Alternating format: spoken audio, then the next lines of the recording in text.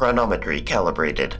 The gateway will open in 5, 4, 3, 2, 1. Analyzing data. Likelihood of parallel universes now at 26%. Continuing analysis of the many worlds hypothesis. You've always acted like some dutiful, doting little listener, as if it's throwing me off some scent. None of it's ever been real. You spent your whole life going around asking every algorithm you could find, if I listen to this, can I avoid this, or will that happen, as if you were born without the mechanism to choose. You let it all resolve in the absence of you. You make Google do it for you.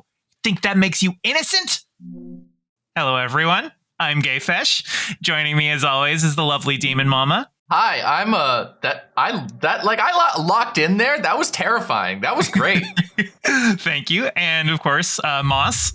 Hello, I'm here. And we are today discussing Ari Aster's third movie, Beau is Afraid. And I think we can say that DemonMama is also afraid. I am afraid. Yes, I am afraid right now. Oogie oogie. You know, usually I do like 2 watches of these movies before, but like this time I only did 1 because I think I have some unresolved trauma.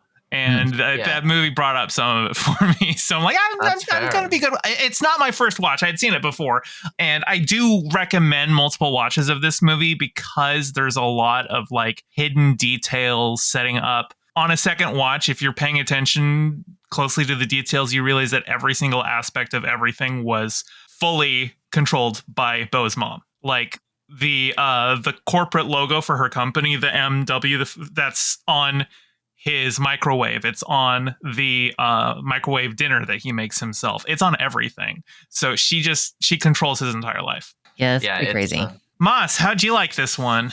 So sometimes you're having a fun conversation with your friends about a movie, and sometimes you're performing a podcast for people. I fucking hated this movie. Hated it. I want to hear why you guys liked it, because every single part of this movie, I was like, oh, cool, another random fucking thing happening for no reason. And I'm going to contextualize this. I'm having a really bad week. And watching a 3-hour movie that I did not want to watch in the first place, and for it to be this movie, I loathed the experience of this. Hated it. I'm terribly sorry. Listen. If vetoing 3-hour movies means I don't get to talk about James Cameron's Avatar on this podcast, I will make that exchange, because a 3-hour movie is crazy. I don't think I've ever... I don't know. That's such a long time. You in the group chat that we do a Zack Snyder thing, and even said yes when I was like, that means the Snyder cut. I don't know what that means except for the meme. I'm like, that sounds hilarious. 4 hours. It's that sounds a 4-hour hilarious. cut of the Justice League movie. Yeah, I will throw popcorn at the movie. I'm now gonna recommend that we do a Castration movie and Castration movie 2, a 3 and 5.5 hour movie, respectively. I can't watch a 3-hour movie twice. I understand that. Why? It's 3 hours. I don't know.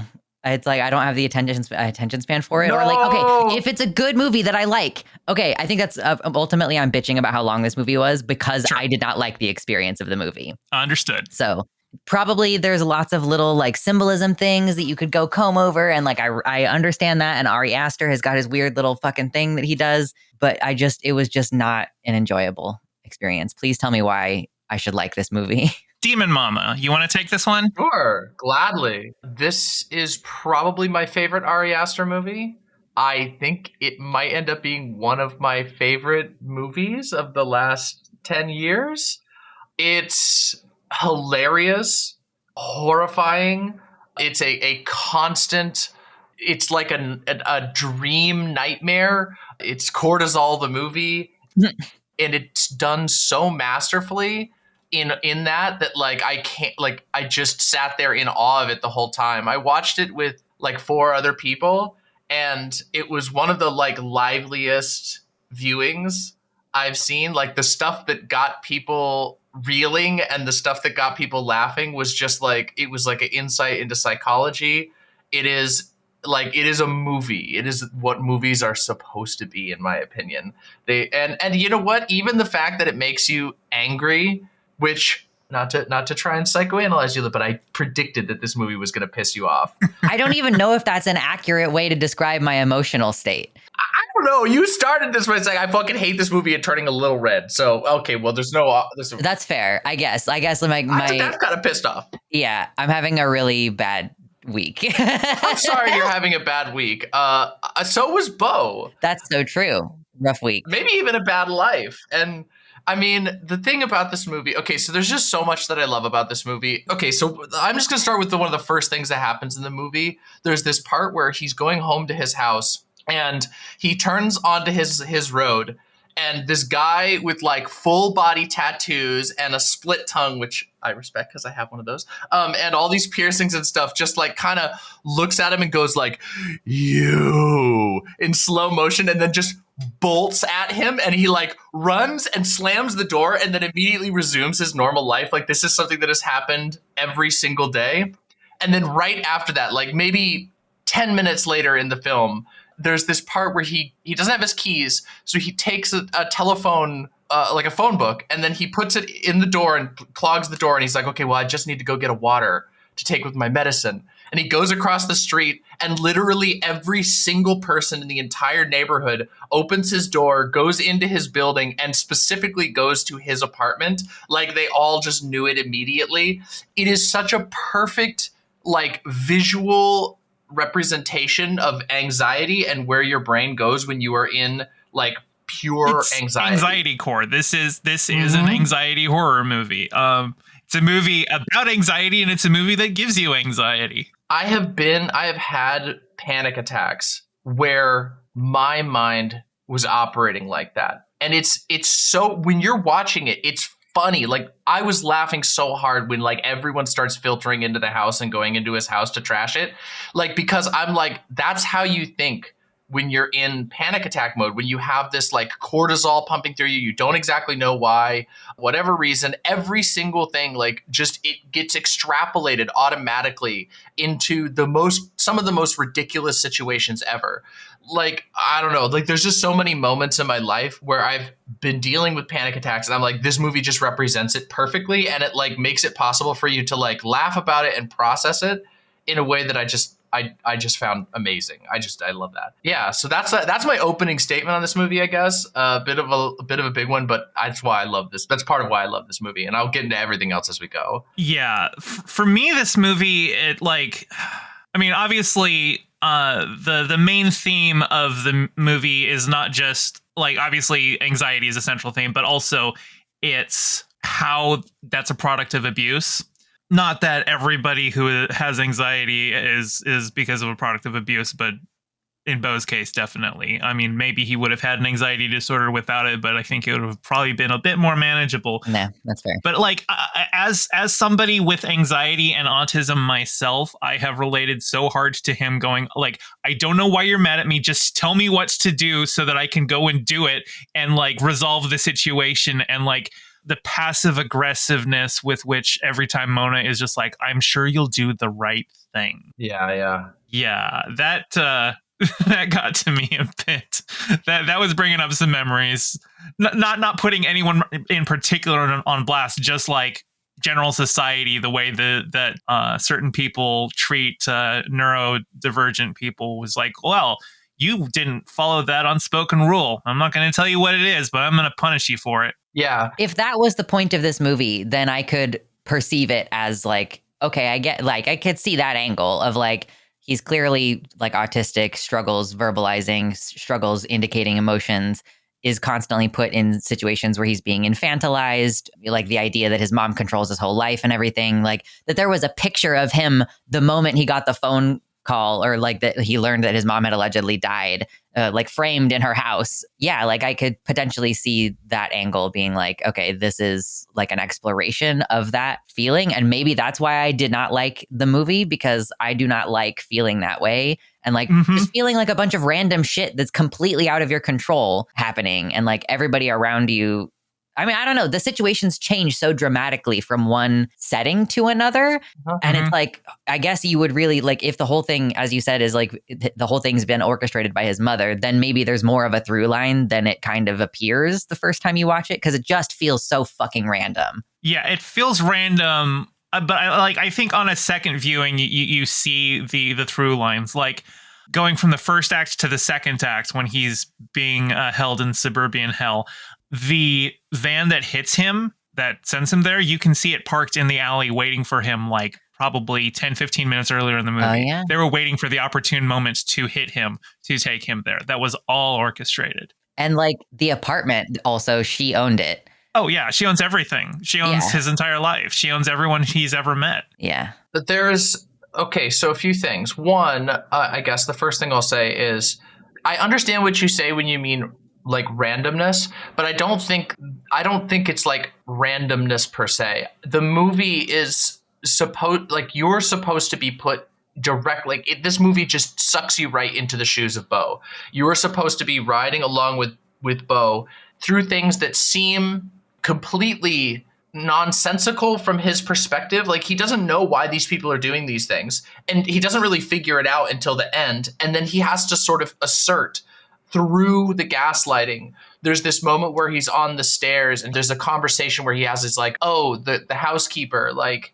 oh, I'm sure like she volunteered or whatever, and she's like, yeah, she volunteered for how much is what he asked. He has to sort of assert like, no, like, you're doing this shit to me, like I figured it out. Like, the reason why I'm bewildered by all of these things is because they're being done to me, and I have to have a part in that, even if it's bewildering, whether it's to accept them and roll along with them and become like a part of it, which is not an option really for him because of the way his mom engages, or to resist them and reject them and say, no, like, I know that you're lying to me and I have to accept that. So there is like a certain level of like, this is strange and I don't know who these characters are. But that's also true about life. Like, you go out into the world and you see people you've never seen before. You meet people and they have weird motivations. And sometimes people do shit to you that makes no sense to you whatsoever. And that you might only be able to conclude like, well, that's your prerogative, bro. Like, that might be your only like option. So like, I think that that's really designed to like put you into his shoes as he goes through like emotions and intensities that are like sort of put upon him, as we see towards the end, by in a very specific way. But also, we also are constantly steeped in his perspective. This movie has a lot of overlaps, in my opinion, with Hereditary, especially at the ending of Hereditary. This movie is like if the ending of Hereditary was extrapolated out into a whole movie, where we, as the camera, are like in the perspective of a not just unreliable narrator, but a lost unreliable narrator.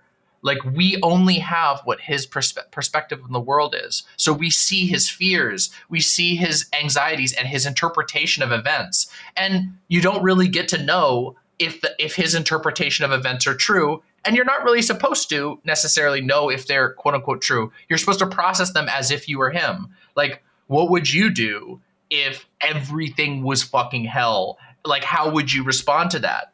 And I think it works in that way, and that the movie forces you to think like, okay, so like, what would I do in Beau's? Would I curl up and like, like, oh my God, like, please stop or whatever? Would I choke my mother and then apologize to her? Like, maybe you do all the same things that Beau would. Maybe you wouldn't. But I think it's supposed to get you to think about that. It's supposed to put you into this like cortisol intensity flood constantly and make you think about what that experience is like and what that might be like to go through and emulate it and I guess process it. I will say that almost all of Beau's decisions made sense in context. Like, he is the only character that made any sense to me in this whole thing. It's like, in that way of like, the movie is meant to make you feel for something for the protagonist, and like you're experiencing, and you're sitting there thinking, what would I do in this situation and everything? Like, it seems like in most situations he did the best he possibly could. Yeah, given the tools that he had, like, yeah, you understand.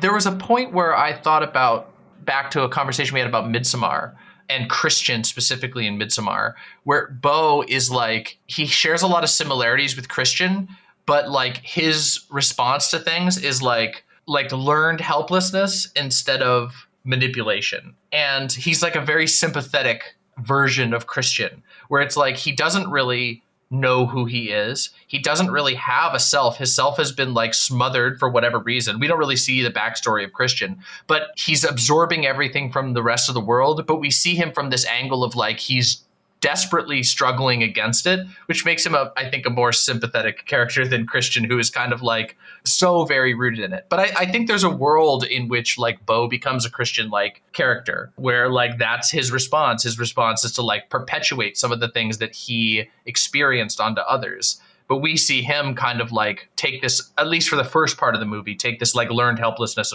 approach where it's like nothing that I do makes any difference, so I may as well do nothing.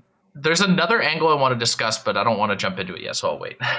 What the fuck was up with the penis monster dad? Oh, I love that. I like it's such a funny and bizarre moment, but I have not figured it out. Also, after he chokes her and she like staggers away, and then we finally get to see a close up of her, there is an imprint of a dick and balls on her throat. Yeah, like it's fucking, yeah. It's like popping out of her throat ever so slightly. Yeah. I don't know. There's a lot of dicks in this movie. Who's the guy upstairs? Did he have a twin? That was his twin who questioned about who challenged her about her dad. Yeah. So she threw him up in the attic and abandoned him there and just had her servants send him up like dead bodies to eat. Yummy. Okay, I'm interested. Moss, what is your best read of the Dick and Balls monster? Like, no quiz. I'm interested, and then I'll give my take. I just want to hear yours first.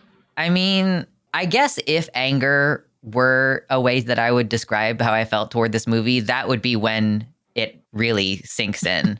Oh, okay. Just, what the fuck is the point? Oh my God. What the fuck is the point of this movie is what I feel about the Dick and Balls monster. Okay. I guess, like, right. Yeah, we could go in and do a little, like, okay, so this man has mommy issues. Ari Aster, I'm calling you out. You clearly have mommy issues. I don't know what your deal is.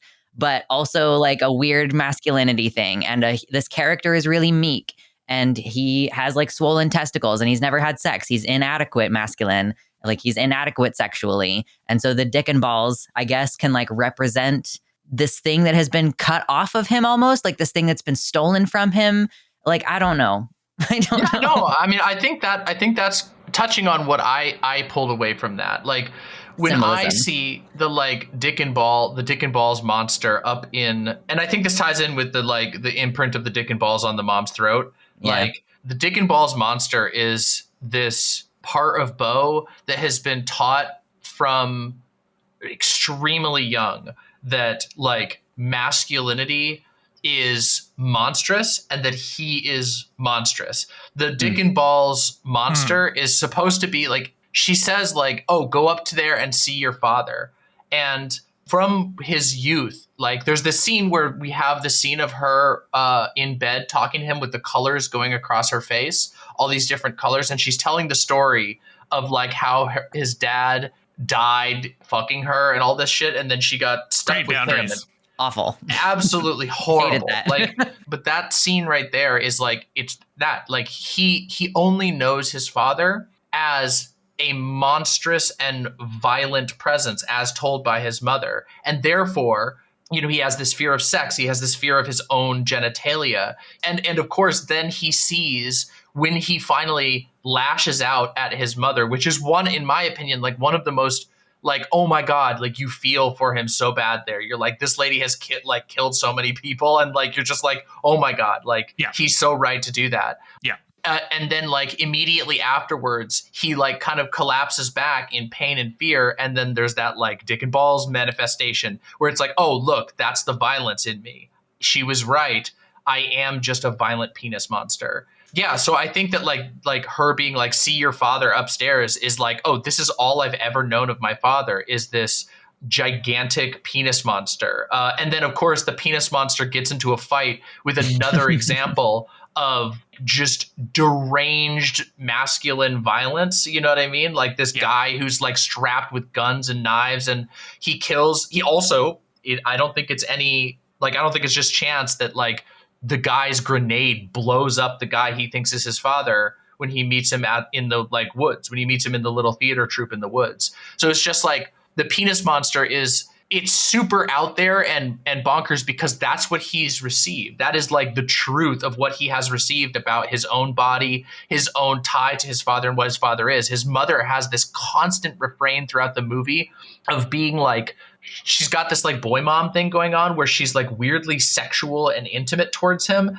and like protective of that, to the point of like his arms were broken. Yeah. I mean, exactly. Yes. Like, but then also like she fills his head with this like constant terror of like if you have sex, if you like follow a natural urge, you're gonna die horribly, and then you're gonna like do to some other woman what was done to me. So that's the way I look at it. Yeah, it's like it stays in tone with the movie of being like a kind of silly looking monster. All the CG in this movie was very was a little iffy in my opinion, but apparently I later learned that this was the CGI for this movie was done by Ubisoft, which is like why it has kind of like a video gamey feel to it in my opinion. Like I'm like, oh, that's interesting. I didn't know that, but I saw it in the credits. I was like, huh. And my friend pointed that out too. So, but yeah. That's my take on the penis monster and military guy fight. That's a good read, I think.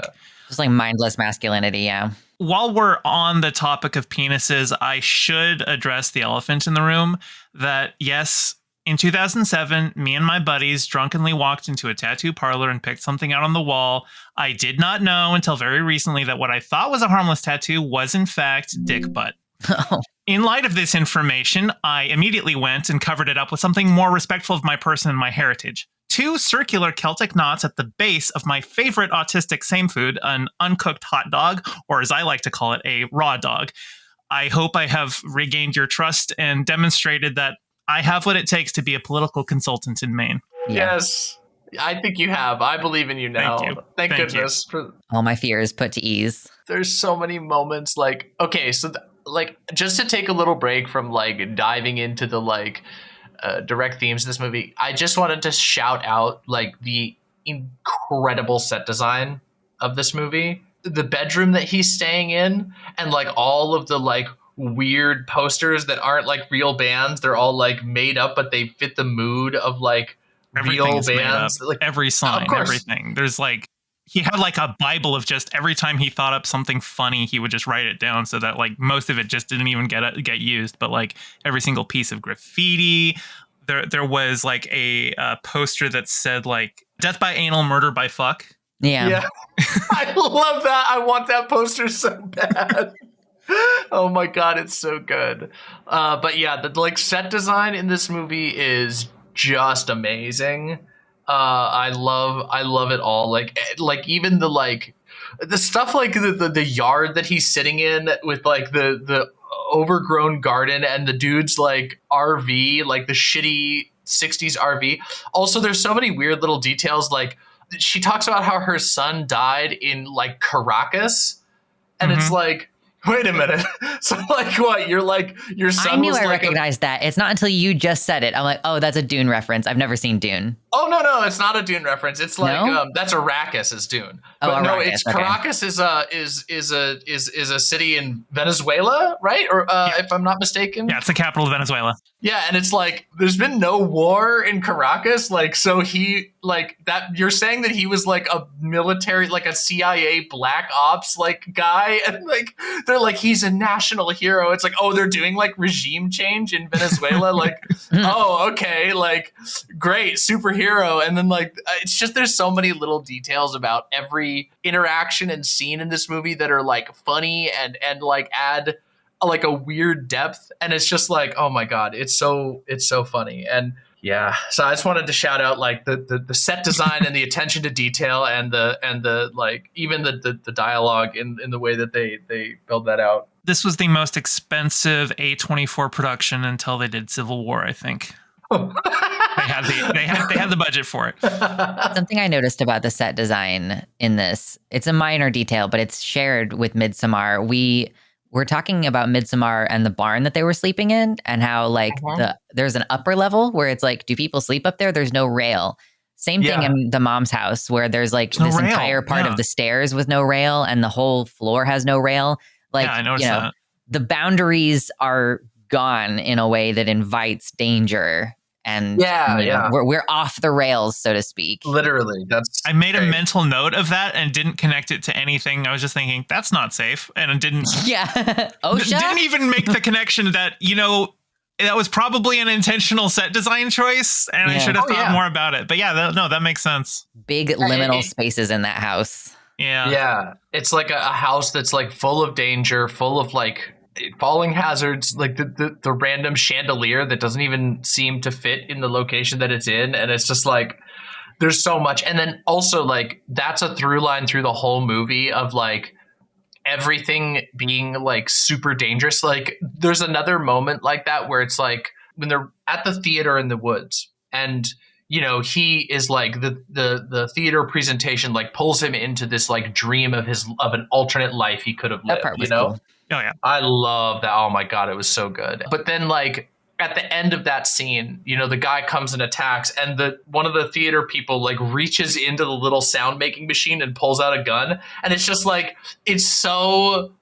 Everything about this movie is that nothing can be like mundane or safe ever. Everything is always containing something dangerous. Oh my god. Oh god. There's so many moments like that just made me like die laughing, where I'm like, okay, it's like, how do you turn like the most harmless thing into the most like horrifying thing? Honestly, I feel like in a way, Ari Aster was almost like trying to do an adaptation of the Book of Job. Okay, yeah. I could see that.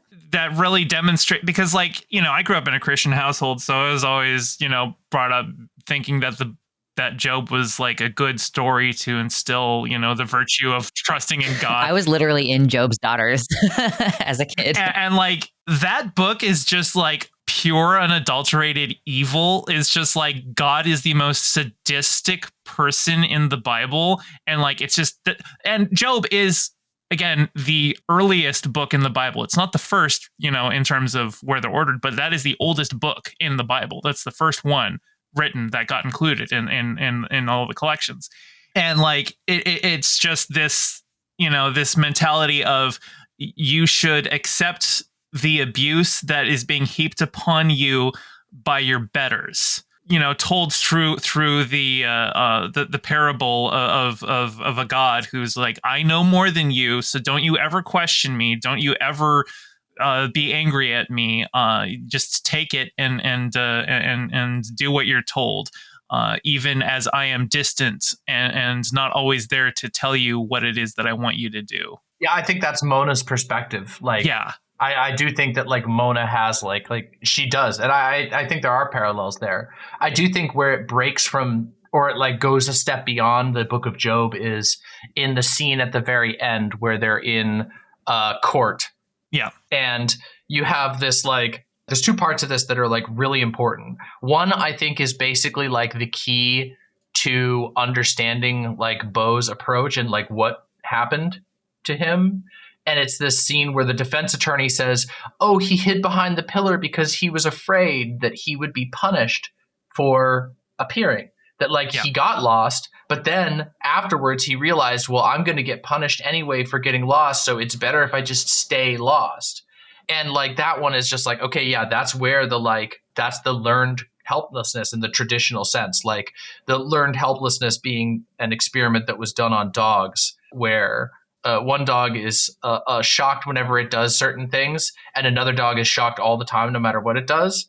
And the dog that was shocked all the time, no matter what, eventually just laid down and just started taking the shocks. Yeah, animal experiments are really horrifying. And but yeah, that's basically what we're seeing in that thing. It's like, oh, he's learned that no matter what he does, he's going to experience pain, so he may as well just like hide behind the pillar. Mm-hmm. Second thing about that scene that I think is that maybe like ties into what you were saying about the Book of Job and maybe adds another layer of like statement to it, is at the very, very end of the movie, the engine like blows out and the boat flips over and basically turns into a coffin.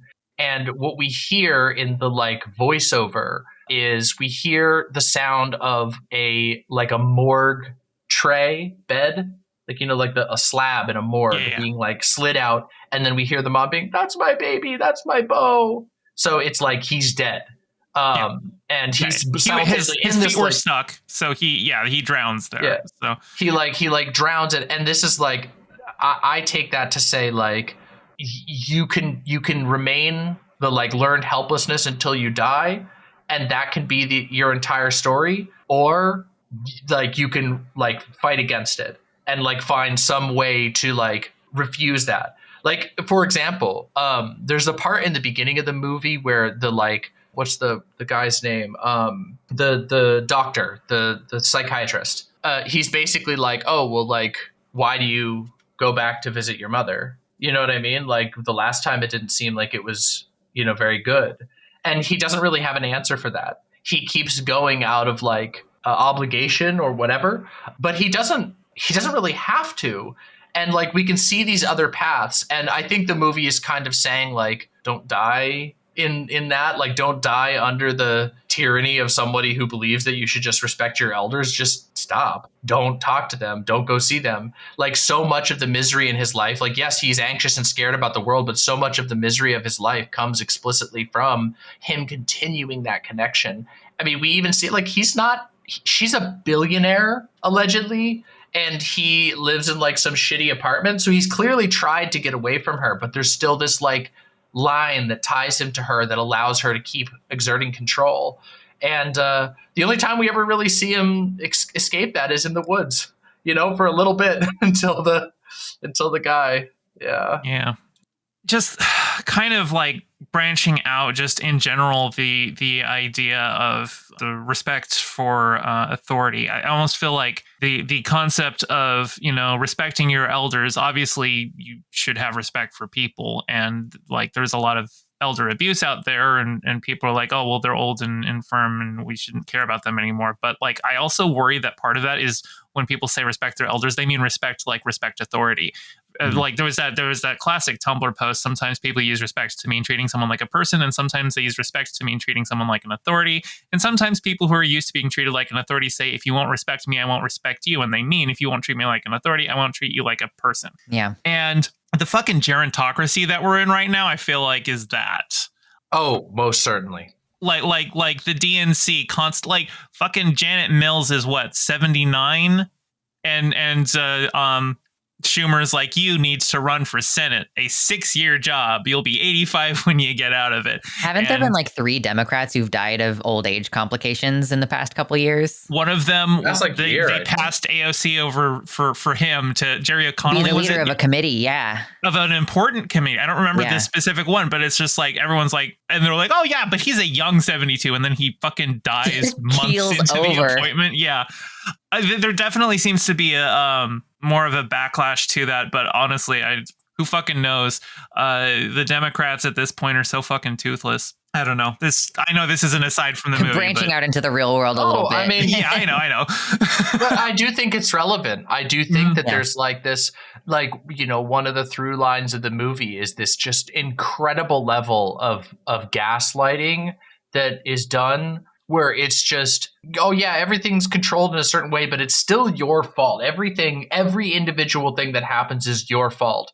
And I do think the movie has an element of it that's like, yeah, you do have to choose your actions, and you do have to like ultimately make your own decisions. But like most of these things are like, there is a source of them. Like this mother did these things, and like, he needs to recognize that like it's not a flaw with him that like caused his mother to like unload her traumas on him constantly at a young age and make them his fault. Like it's not like those aren't his, like he didn't kill anybody, like his mother did, like those types of things, I think. And I do think there's a through line here with that, where it's like, I do feel like a lot of us are constantly given messaging from all of the powers that would be, all of the like, halls of power that like, oh, well, like if only you picked up that can, if only you did this, then like, well, it wouldn't be it wouldn't be so bad. If only everybody recycled a little more, or if only everybody voted a little harder, it's actually your fault that the world's fucked up. And it's like, no, man, like, I'm sorry. Like, sure, I can own, like, the things that I do wrong when I'm a fucking dickhead to somebody or whatever. Like, sure, that's a totally different thing. But this idea that, like, oh, the blatant abuses, these like people who are clinging to power until the literal moment that they die, no matter how bad they are, and actually like exerting that power in the name Yeah. of like other people. Like, that's not on me.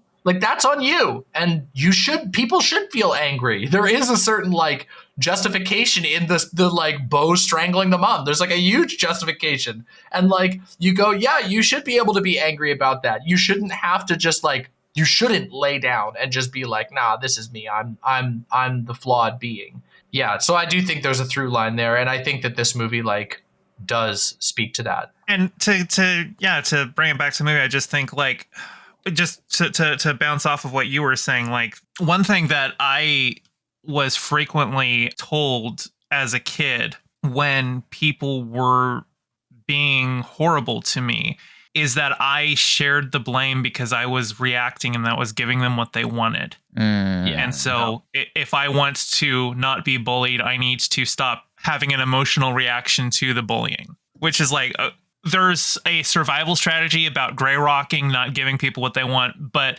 for a little kid who's just looking for somebody to protect them and that protector is just telling them you need to just get over it, that's not helpful. Yeah. It's this conflation of like a survival tactic with the way things are supposed to be, where it's like, oh, if you don't know like this survival tactic that you shouldn't have to use because it's abnormal and weird and somebody's going out of their way to hurt you, like there's something wrong with you. It's like, nah, that's like just a terrible way of discussing that.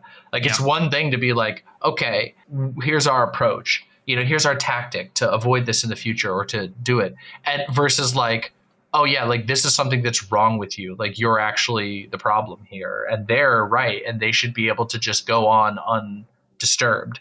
And it's like, I do think that ties into like also what you were saying before too, like about this like the political aspect of it, of like lay down and take it is like the virtuous path or whatever. Cause it's like, oh, well, don't you know that the world is this way? And it's like, sure, but like what you have to do to survive an unjust world is different from the way the world should be, or also what people should be doing. And like, if you have to suffer at the hands of somebody else's decision, there's nothing saying that like, why shouldn't they have to suffer at the hands of someone else? Like, not to say that like about revenge or anything like that, but just literally like, why is it that we must accept one type of suffering? There's definitely like a big shifting of blame or shifting of responsibility in this movie that like, I think that there's kind of two angles that you can look at it. And they both kind of come back to like narcissistic behaviors, which is like the narcissistic mother. And then also looking at our political system, which is run in a similar way, where there's like an aspect of control and gaslighting and all this kind of stuff. Like, people have gone in depth about how, fascist governments resemble like abusive fathers in that kind of dynamic. And this movie, I think, and openly. Yeah. This movie brings us like the aggrieved mother. And like, I have a complicated relationship with my mother. Nothing that this movie exactly brought up, but like, I get how other people have this issue where the mother is like, well, I guess there is the element of like, but I gave birth to you, which kind of I was reminded of when you guys were talking about the being lost in the mall scene, that she fell over and tore the ligaments in her knee and messed up her ankle in her anguish over. And so it's not like the same thing that I heard growing up, which was a bunch of like, I gave birth to you, like you owe me something. But it is in that same vein of like, I've sacrificed so much for you. And all you ever did was give me the same CD twice in a row when you were fucking 10 years old. And like the expectations. Holding on to things that children did. Yeah. Okay, I said I wasn't going to put anyone on blast, but I just have this memory of one summer my uncle ran a landscaping company, and my uncle is a guy who basically listens to Rush Limbaugh every day until Rush died. He's kind of a conspiracy nut thing, and he's got his anger issues. But I was working his landscaping company, and he was having some problems with his wife, and he decided that he was going to take it out on me by bringing up something that I did when I was 3.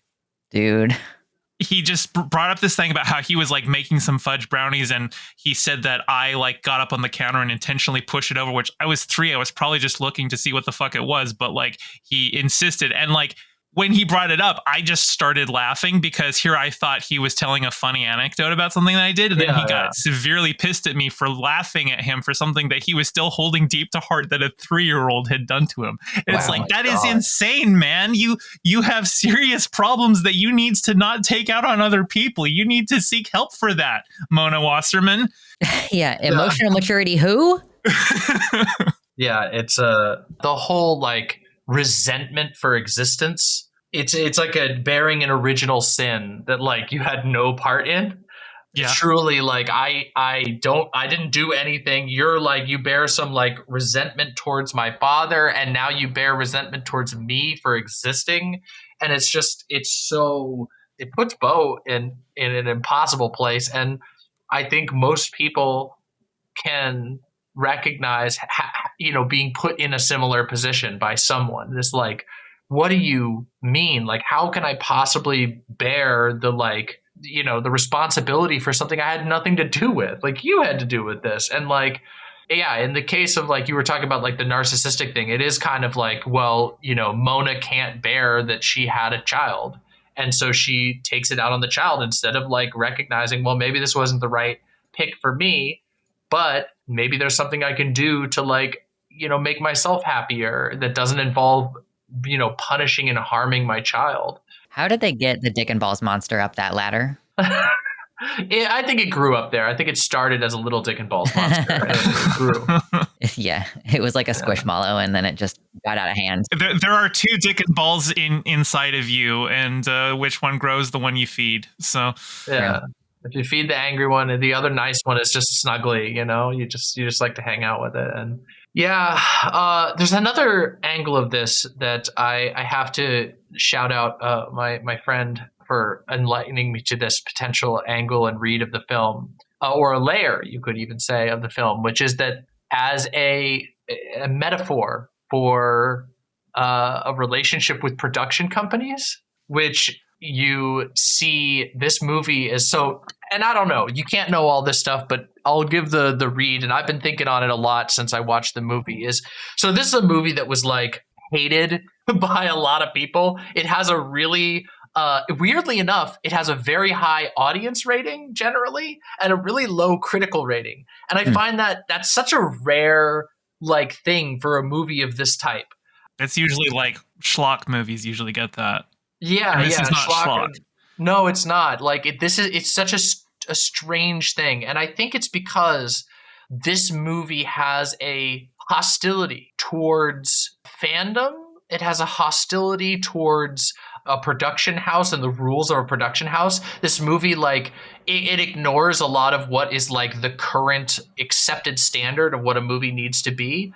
This movie is actively hostile to things like the second screen experience type stuff. It's like you miss the entire point of the movie if you're second screen experiencing it. So it has this thing, and it's like I couldn't help but think, like, if I was in Ari Aster's shoes, if I put out Midsommar and then I heard through the grapevine or looked online and saw people like doing the discourse that we discussed about like whether or not the main character is like a girl boss or not for burning Christian, I would crash out, and I think I would make Beau is Afraid afterwards as like a movie that's just like, okay, like I don't care anymore. Like, this is my movie about the stuff that I want to talk about. It's going to I made a movie that is like Midsommar. It's just like so not about whether she's a girl boss or not. Like it's just like you just are like, fine then. Like, I'm taking off the chains. This was a movie that he had a script for. I don't know how much it was revised, but like I think he had a finished draft for it in like 2014. So like, it's not necessarily a response to Hereditary or Midsommar, which he wrote later, but obviously, I'm sure things were revised, and as he got his feet into the studio experience and audience expectations and whatnot, maybe there was some of that too. Yeah, I can't help but imagine, like, even if you had this idea for a movie that like you could infuse it with your experiences of making previous movies, like, oh, I felt like I couldn't make this movie for a long time. Well, now I'm going to do it. And I feel like that's I don't know, like I'm just speculating, and I think this is an interesting layer, and that I do think you can imagine, like, oh, like Mona as we made the ties to politics. I don't think it's a far leap to say that you could see Mona as a stand-in for an audience, or any other person who controls what you do or seems to control everything that you do.